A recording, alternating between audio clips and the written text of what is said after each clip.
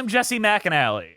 And I am Andrew DeWolf. And welcome to Musicals with Cheese, a podcast where I try to get Andrew to like musical theater week by week and show by show. How are you doing today, Andrew? Just there's something behind you. I think it might be like a clue. Is that a clue? It's like right there. Like just turn around and like just literally. You don't see it? Are you blind? Is there something wrong? You really can't. You can't see the clue? I can't. Can you? What is it? I keep telling you that there is a clue. It's right behind you. I don't believe you. You have to tell me what it is. Well, it's a clue as to what our episode's going to be. Oh my God. Oh! It's a picture of New York. Look at that. Wow. So I got to draw this in my handy dandy notebook, and then we're going to just draw a big apple here. Andrew, oh my gosh, behind you, I see a clue. Where? A clue. Hang on, I'm only looking to the sides of me, so I don't really know where it would be. Behind you! Behind me? Yeah! What's behind me? A green screen, probably, but what do you see? Wait a second, is that another clue? Oh, what is it? It's a musical. I gotta draw that in my handy-dandy notebook here. The concept of musicals just gotta... The concept of musicals is a clue. Wow, New York musical. We're doing the Blues Clues movie, guys. I think it's Blues Big City Adventure is what it's called. Blues Big City Adventure. Wow. Ooh, cue the music, Andrew.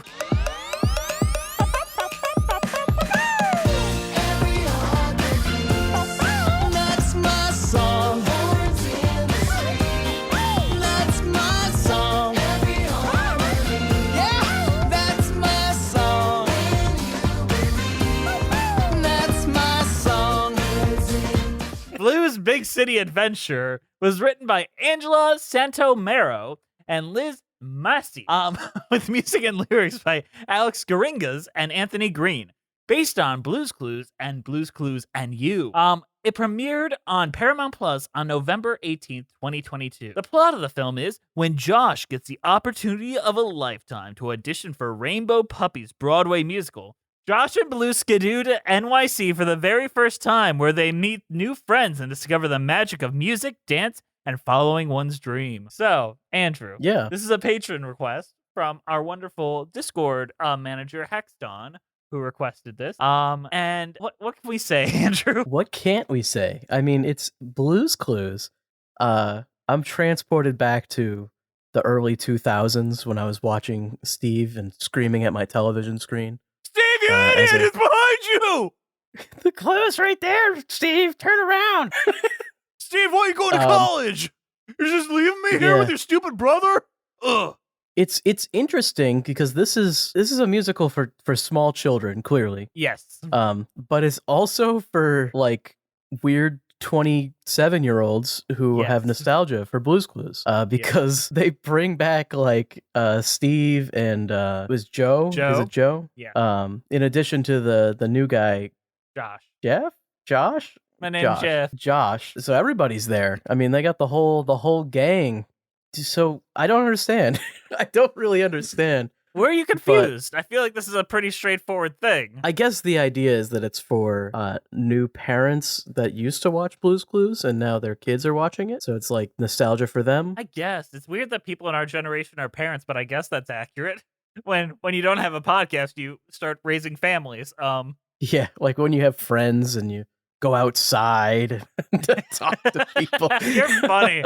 You're real funny there. I know, right? You stay inside and watch musicals all day. Against your will. Yeah. What is your history with Blues Clues? Were you a Blues Clues kids growing up? I was, like, absolutely. All right. I watched a lot of Blues Clues and Thomas the Tank Engine, but a lot of Blues Clues. I think we brought up Thomas the Tank Engine before.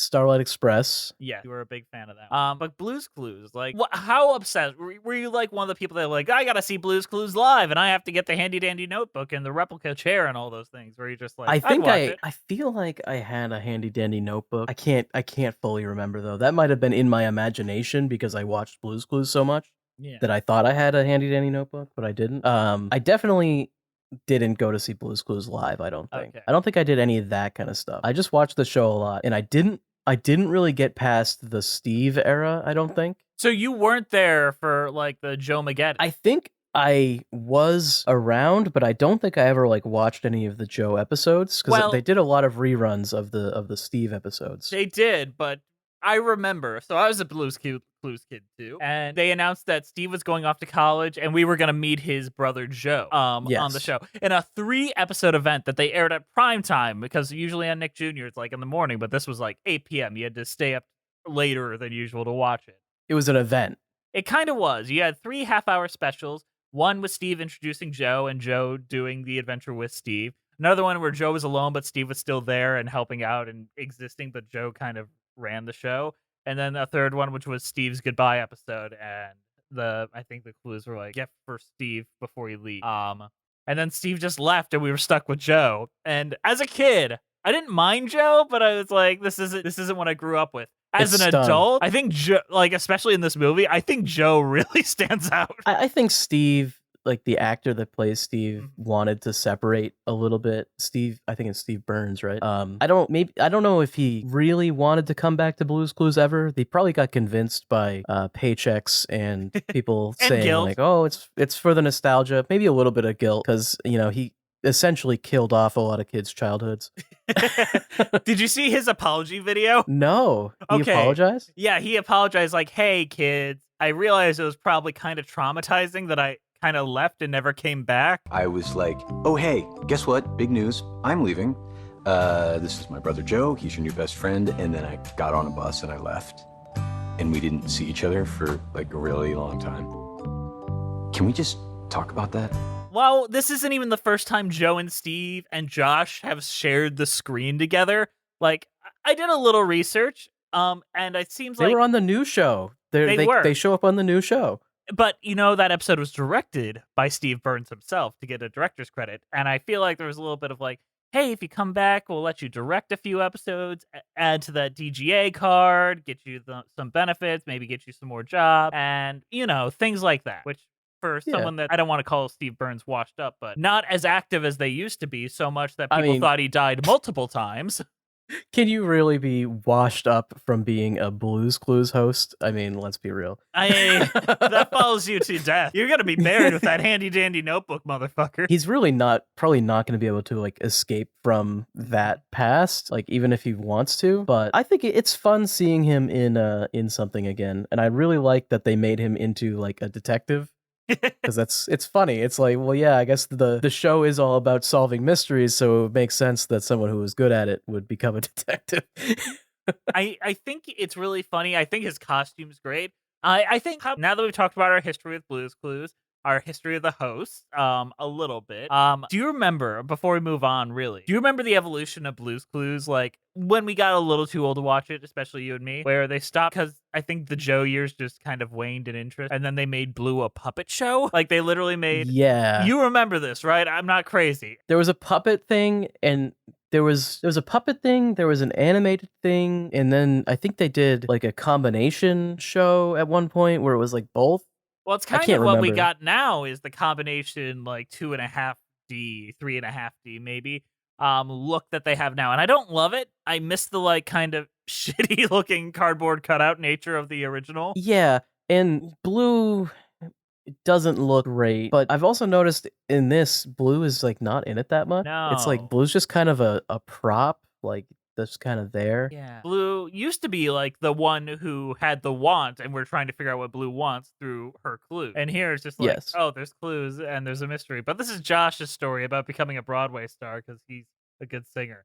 What is the plot of this movie, Andrew? I mean, I feel like you just gave the whole thing away right there. There's really not much else to it.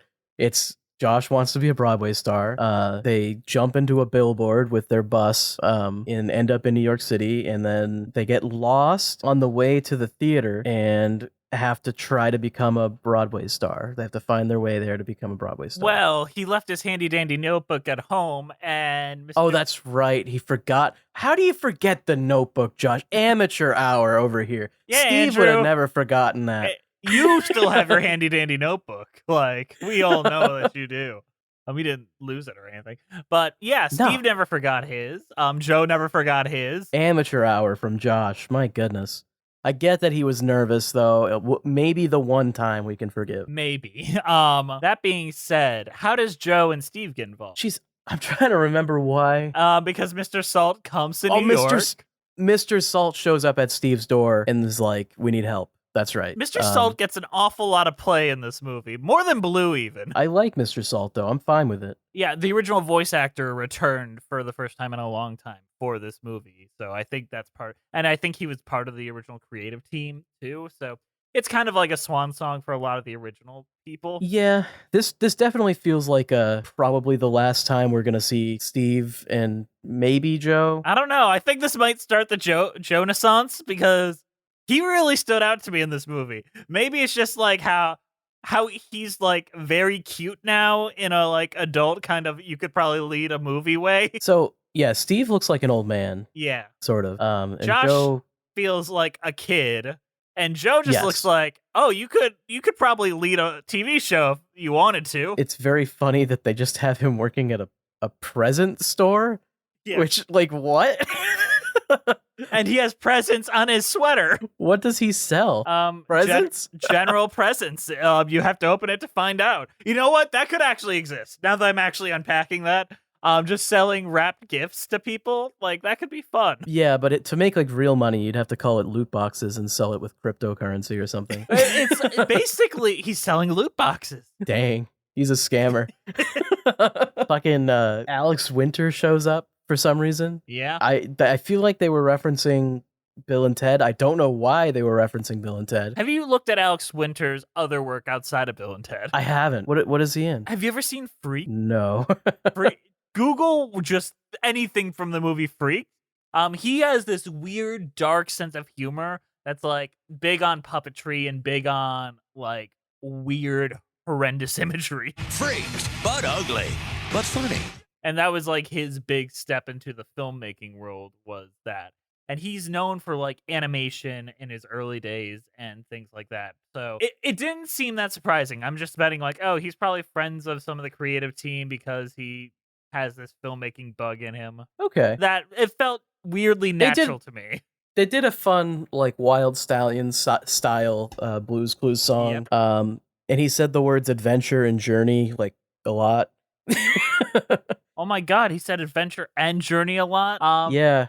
I'm wondering if they're trying to hint at something, like they were referencing something. Blue and Ted's Excellent Adventure. I mean, it's a funny cameo though. Yeah, I don't I mind. think there's a lot of stuff that they put in this for adults, probably to get them to turn on a hour and 20-minute episode of Blues Clues for their kids, which I think most adults probably wouldn't want to sit through an hour and 20 minutes of Blues Clues. Although us 25, 26, how old are we? 27? I'm like 80, 85. Us old men watching this, it wasn't that bad. Like, we don't grade entirely on curves, but I feel like it would just be unfair if we're just like, man, the plot makes no sense. So many plot holes. Honestly, there's really not many plot holes. Like, you tell me Josh couldn't see Steve and Joe? They were right there. I guess that's the biggest plot hole if we're going to call it one. But the balloon's deflated, so I mean, how would he see them? I mean, come on. They sing a fun song at the end. Yeah. Can we talk about Rainbow Puppy? What the fuck is going on what there? What do you got against Rainbow Puppy? I'm mad Magenta doesn't have a cameo. Yeah, what the fuck? No, but Periwinkle, all the favorite characters aren't here. Look, I don't have anything against Rainbow Puppy necessarily. It's just she didn't deserve that Emmy. The main character is blue. You have another dog that's magenta, and then you go for a third dog, and instead of picking a color, you're just like all the colors. Like, I don't know. And they look a little silly. I don't mind it, but why can that dog talk when magenta and blue can't? That was my bothering. That's true. One thing that kind of is like weird, Blue's Clues takes place apparently in Storybook Land. I guess that's where they actually live. They move to New York City when they're done with college. Why is no one like weirded out by the fact that Rainbow Puppy can talk in real life New York City? I don't know. Why aren't they weirded out by a lot of things that go on in this New York City world? It's true. And like somehow the influence of Josh and Blue like makes other things talk. They spawn life from their hands. It's very weird. I don't really get the implication. Although this probably isn't an implication. It's probably just little kids like it when stuff dances and has eyes and talk. So like whatever. We put Google eyes on the trash can And then and the Google eyes on the milk. mailbox and the mustard. Also, okay, there's a running thread that Josh is like talking to like salt and pepper and mustard and stuff, and none of it's actually alive.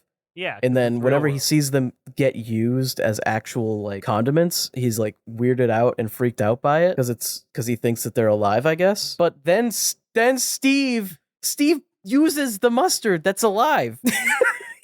Steve sees the mustard as alive and is like, "Oh hey," and then he puts it on his thing anyways. Let me take your insides, little creature, for my little pretzel here. Maybe Josh is like a vegan or something. Okay. Because I was about to say, why would Steve and Joe go into this horror universe where all their inanimate object friends can't talk or help? Steve and Joe, their existence is very ornamental. Mr. Salt does more to help the proceedings than Joe. Bill S. Preston does more than... Yeah, I mean, the fact that they're there is clearly a fan service fun thing, though. The Broadway theater cameos. Oh, right. We didn't even mention that. We really should. We are a Broadway podcast at the end of the day. Yeah. That's what we are. So Allie Stroker from Oklahoma, she has a scene where she sings the Planet song, and that was probably like the only like nostalgia tingle in the back of my brain where I'm like, I know this song. The sun's a hot star, Mercury's hot too, Venus is the brightest planet, Earth is home to me and you, Mars is the red one, Jupiter's most wide, Saturn's got those icy rings, and Uranus spins on its side, Neptune's really windy, and Pluto's really small. You wanted to name the planets, and now we've named them all. And then she says, hey, be confident, sing your song. Josh, is there a dog in here somewhere that the show's named after? I don't know. So that makes sense.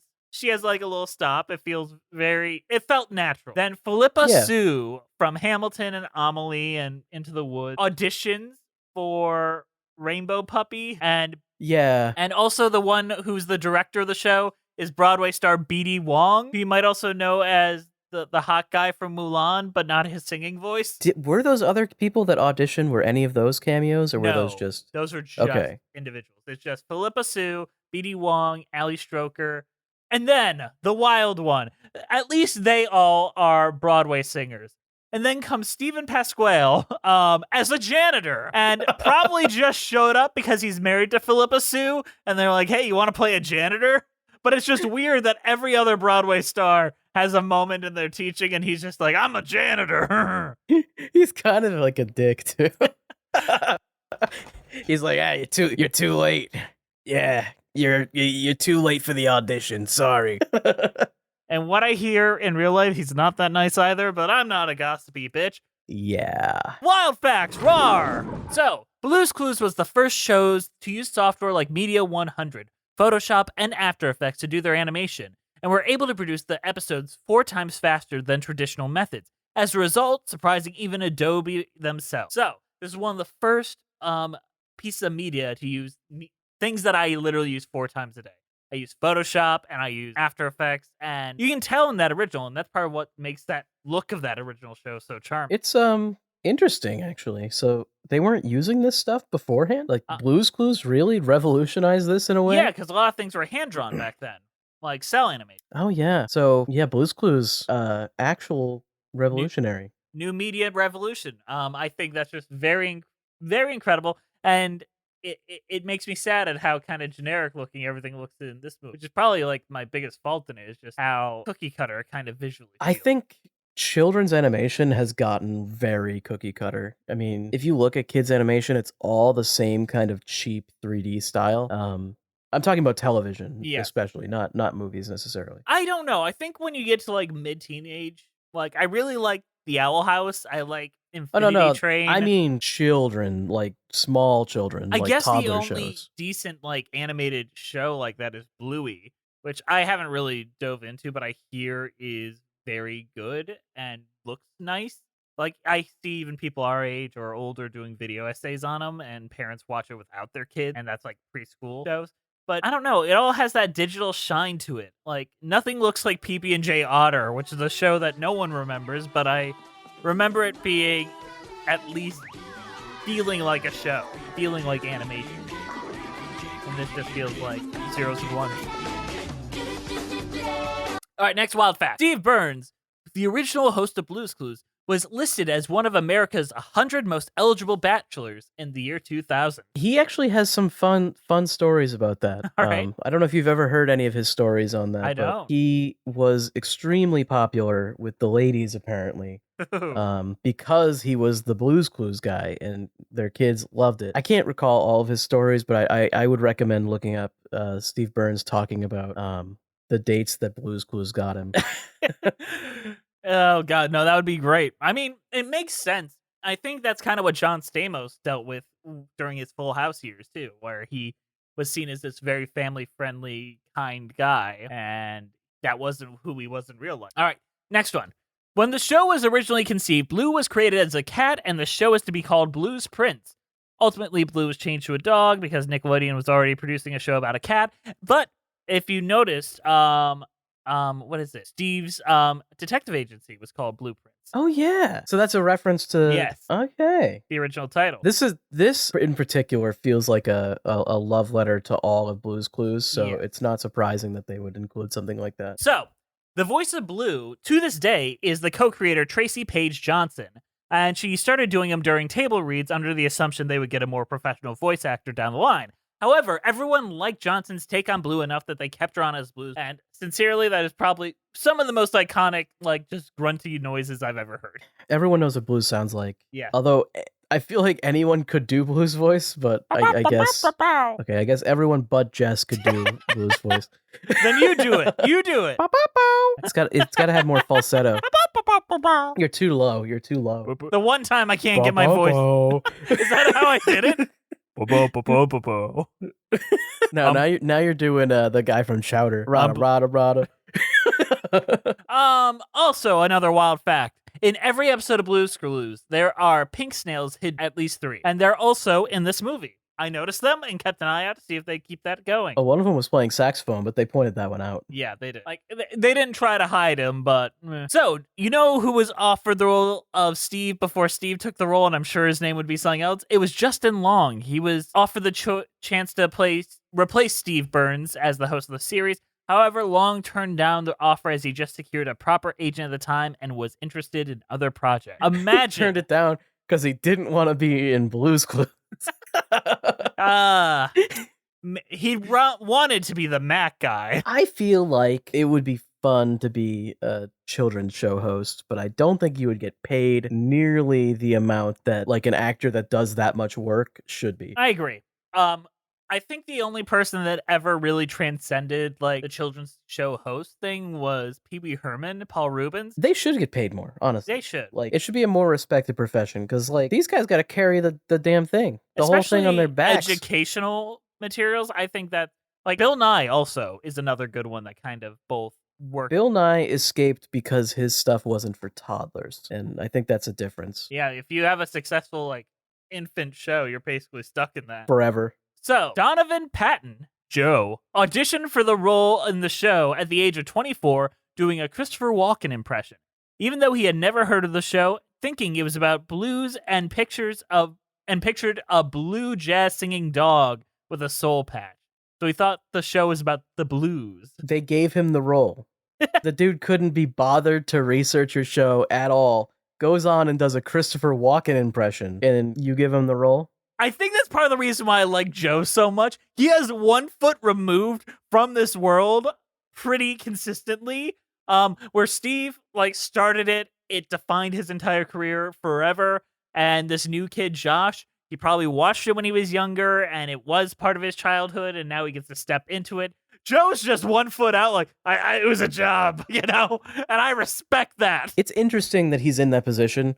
I feel like Steve couldn't be in that position because he was the show. Yes. Like Blue's Clues, like there would be no Joe if Steve didn't do what he did. Yeah. Because Steve made the show a major hit. Like, but yeah, Joe is just he's interesting. I wonder if people still resent Joe. I think people have come around on Joe a little nowadays, especially I now don't that we think he got all deserves three. it. It wasn't his fault. No. You know? He was the Andrew Garfield. Like, he's no Tobey Maguire, but he's no Tom Holland. But somehow in this one moment, he is like the favorite. I think he did a good job in this. I think he did But- better than Steve in this. Yeah, but I don't think it's a coincidence that Steve gets introduced first. It's time for previews.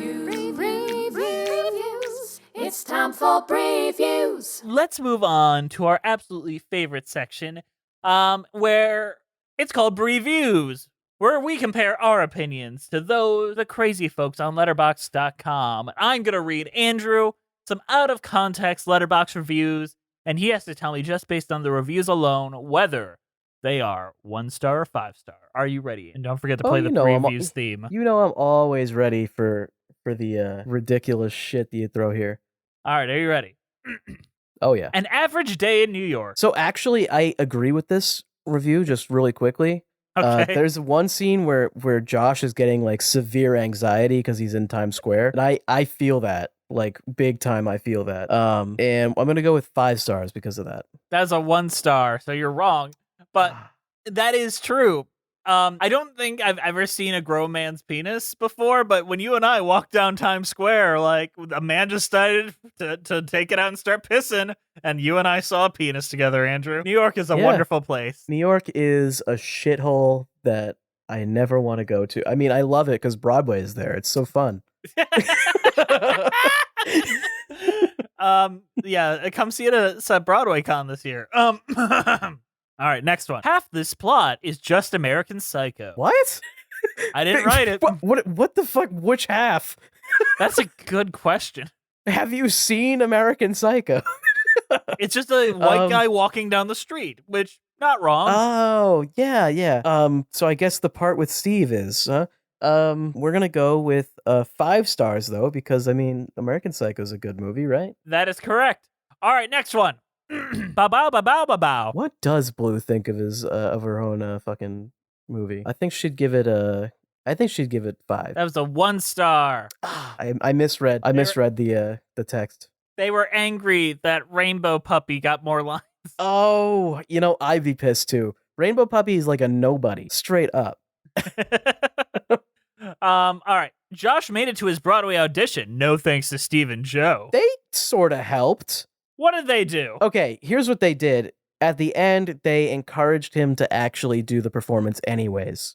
He wouldn't have done that otherwise, and that got him the role. So, I mean, I feel like even if they didn't help him get there, they helped him achieve his dreams, which is more important. Let's be real. But we'll give this one a 1 star because they seem upset. That was a 5-star. God damn. All right, let's move on. I think this is our last one. Okay. I watched all of this on one of those TikTok live streams. 5 stars. Easy 5 stars. That is correct. All right, Andrew, you did great at this letterbox game. And now that that's happened, how about we go into a mid-show and then talk about some of these songs? Sure.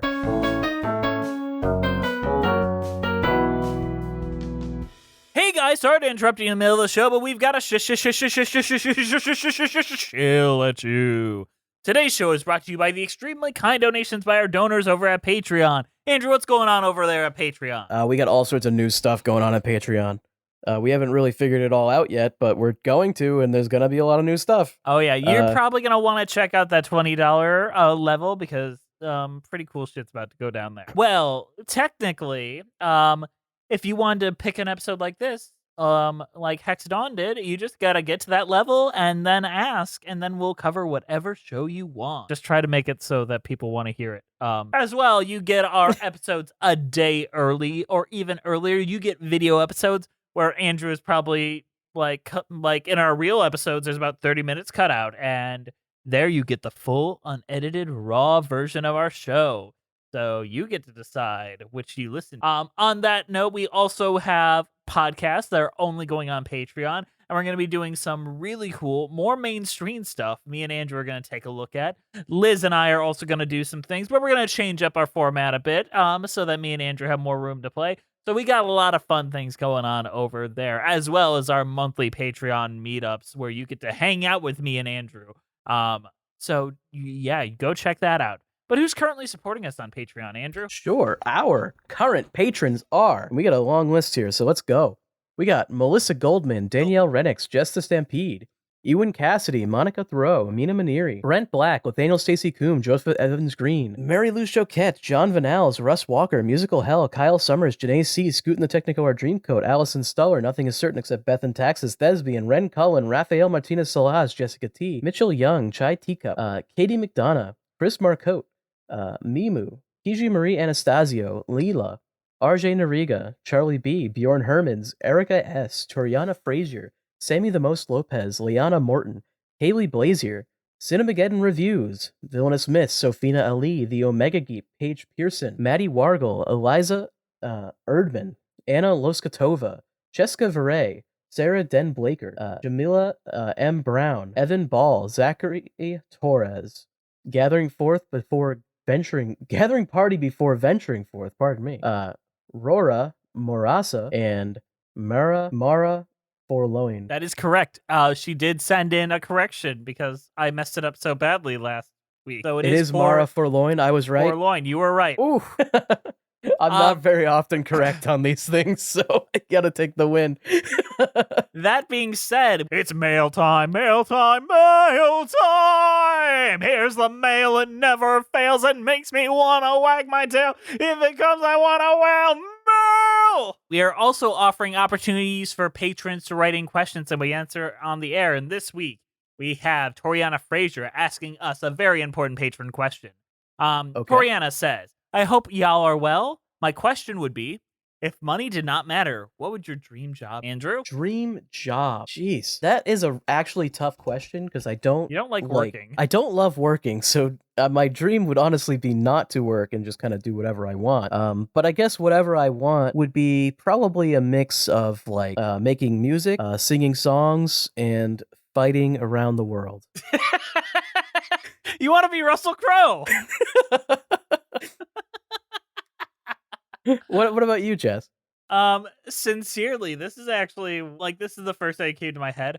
When I was young, my dream job was to host the Tonight Show, and what? I know, that's crazy. I know, I wanted to be James Corden, and sometimes I romanticize the idea of you hosting the Tonight Show and you being my Ed McMahon sidekick host. That'd be so good. With Thanks as the lead-in band, and I just keep thinking about this. I'm like, man, that would be so fucking cool. Someday, Musical with Cheese will be gigantic, and it'll be Tonight with Cheese. Tonight with Cheese. I would watch the shit out of that show. I don't even need to host it. I'd just watch that. On that note, thank you very much, Toriana. If you want to write in a question for us to answer next week, come join us at any level on Patreon.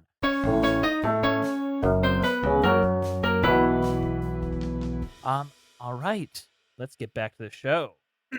So these songs, right? Yeah, there's songs. Yeah. So it has a certain style to it. It's the Blues Clues little kid song style, but they kind of take inspiration from more Broadway style, Broadway sounds, in this. It feels very Pasek and Paul. Yeah, I agree with that for sure. Where it's like poppy but still Broadway. It's very upbeat and pleasant. It feels well put together. Let's not say it feels lazy. Nothing about this film feels lazy. No, if you can say anything about this, it's that it feels like they put a lot of effort into it. More effort than it probably deserves. All the world is rising up to say good morning and wish us well on our way. Yet today's the day, anything's possible. Today's the day I get to find out if I get the chance to make my dreams come true. What'd you think of the opening number? It's a brand new day, where we introduce Josh and their way of life and all of that stuff. And there's spotlights and jazz hands and all that. I think it's already going into it. I was expecting bare minimum.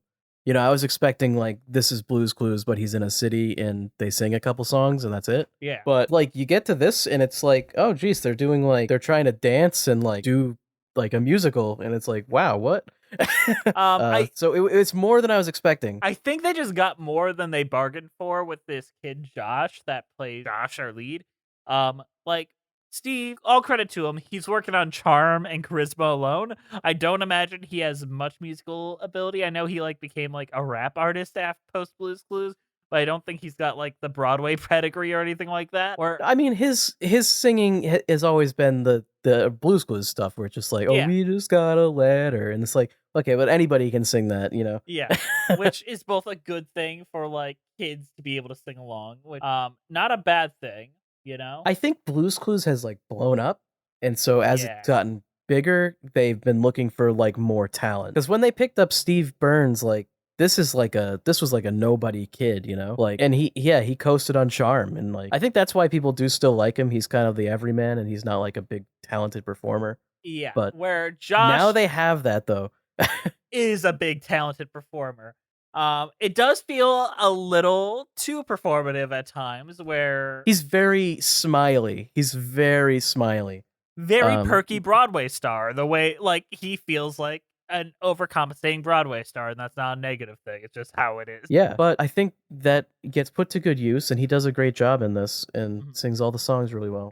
And especially when he's playing against nothing, he does very, very good. Like, and that's not a easy thing to do.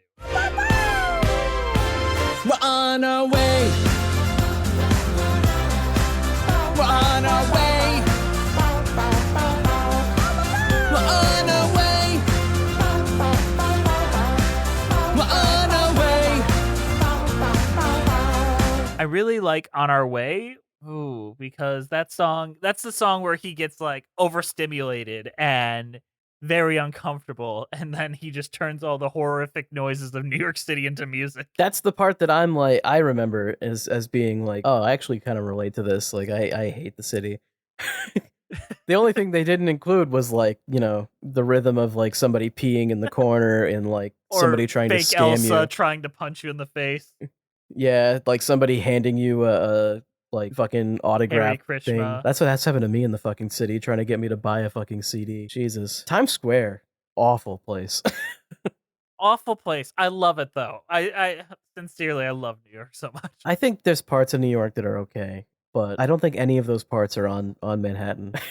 That's fair. I mean, part of my joy of watching this was just seeing the Broadway posters in the background, seeing that Beetlejuice was still up and existing as a show, and that Beetlejuice exists in the Blue's Clues universe. Things like that were always like, oh, that's interesting. Yeah, On Our Way, fun number. It's a good time. Yeah, I think like most of the songs in here, the problem is they kind of blur together. They don't tend to blend in very well. There's a couple that stand out because they do sound different, like the rock and roll one that they play with Bill and Ted. Yeah. Which is like, okay, they did like an actual different style. They have like that kind of like saxophone like style when Steve shows up, but that's not really a song, it's just like background music. And he keeps pointing it out that the snail's playing the saxophone music. It's funny. I mean, it's kind of funny. Let's begin with a power break. Everybody's looking for Blue's Clues and you. Come on in. It's Blue's Clues and you. Step by step, yes. Clue by clue, let's think it through. It's Blue's Clues. It's Blue's Clues and you. What did you think of the rock song that they play in the taxi cab? I think I'm not 100% sure of that. I think that's just the new theme song to Blue's Clues and You with a You think rock so? twang to it. That I'm like makes sense. 98% sure of that. That makes sense. I mean, I don't think they would write an entirely new song just to play in the taxi scene. It's kind of fun. They're all singing along with it, though. All the Blues Cluesers. Yeah. Oh god, they are Cluesers. What do you call the Steve replacements and Steve?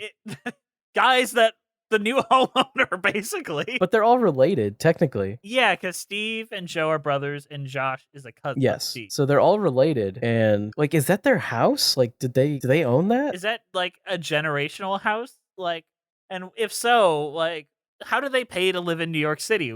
Like, I know Steve and Joe technically have jobs, but I don't imagine they pay great. I think private detective could pay well enough. $47,000 a year, maybe. But present store owner, and they even mention you have to pay the rent Yeah. in New York City for your present store.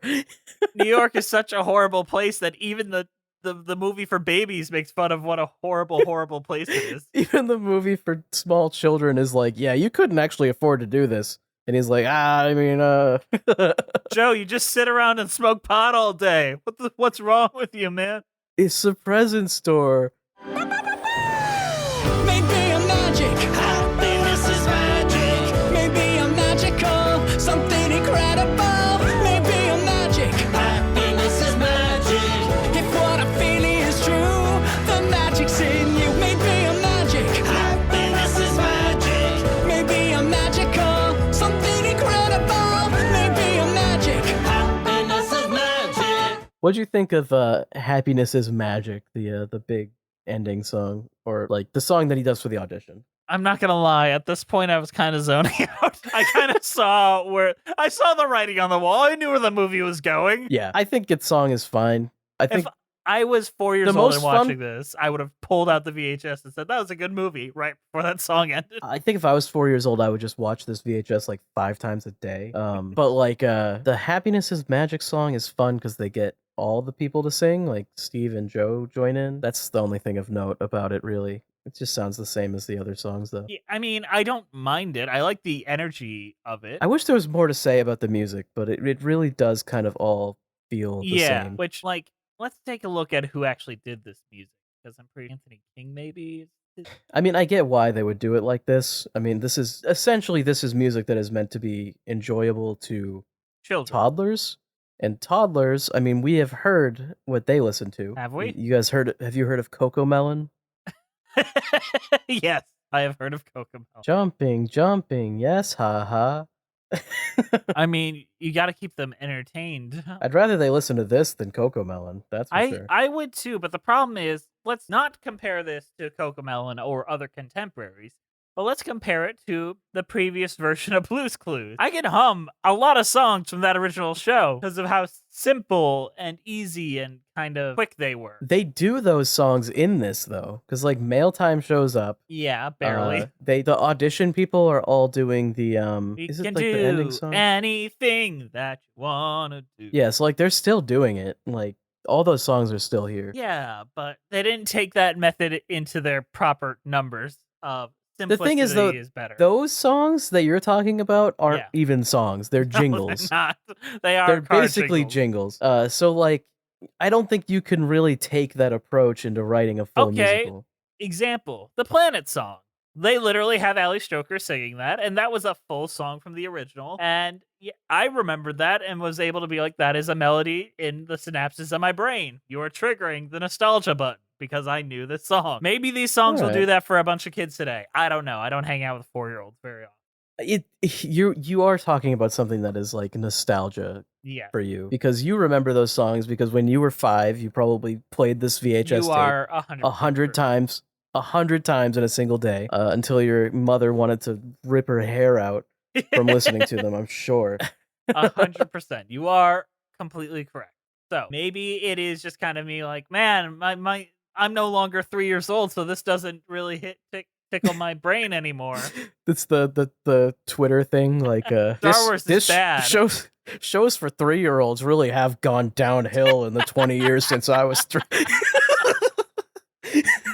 It's the same argument like when you first did our Rent episode and people were like, you had to be there. Like it really meant something at the time. And you're like, I'm not going to listen to that argument. The same argument that people make for Pokemon, the first movie. Yeah. On that note, what is your overall thoughts on Blue's Big City Adventure and your cheese rating? I can't recommend this like in good faith to anyone other than people with small children. Yeah. Like if you have a small child, they will love this, I'm sure. They will just go absolutely berserk for it. And it's well made, and there's definitely a lot of effort in it, and you might get something out of it just because there's like, you can be like, oh, look, that's what Steve's up to, and oh, I know Joe. But like for most of it, you're gonna be like, yeah, this is Blue's Clues. Like, okay, yeah, he can't see the paw print. Okay. But I mean, yeah, if you have small children, this is really good. I do want to give plaudits for it sticking to what it is. And I know that sounds minimal, but I'm just thinking about an equivalent show of the same generation, of the same time, getting a live action movie, and that was Dora the Explorer and the Lost City of whatever the fuck. Wow, yeah, that one just, I never watched it, but like, what the hell did they do with that? I know there's one scene where Dora the Explorer has to explain to another girl to dig a poop hole, so she can poop in it. This is how you dig the latrine. I don't understand why you would do that with Dora. Like, there's no real point to that. But that is a similar show with a similar style where you scream at the screen, she turns around, and then it is a call and response kind of thing. And I guess they wanted to adjust for the older audience, where this one's like, no, we know what our bread and butter is. We're not going to pretend that we don't. Yeah, I think that overall this is good for small children. And if you are an adult and you want to watch this, you can. I don't think you're going to get anything out of it. Cheese rating, I'm going to give it Blue's Clues Kraft Macaroni and Cheese, which is something they made in 2001. And I remember it. I remember having it. So yeah, when did you have it? 2001. And they had little it has little like blue paw prints in it that you're supposed to find while you're eating the mac and cheese. I don't know what happens if you find them all. I assume you solve a mystery or something, but I wonder if there was any big mysteries to solve in 2001. I guess we'll never know. Nothing of note really happened that year. So. Yeah. It was a pretty boring year, dearly. On that note, I liked this. I thought it was fine. I didn't find it difficult to engage. Like, I felt much more miserable watching a lot of other things for the show.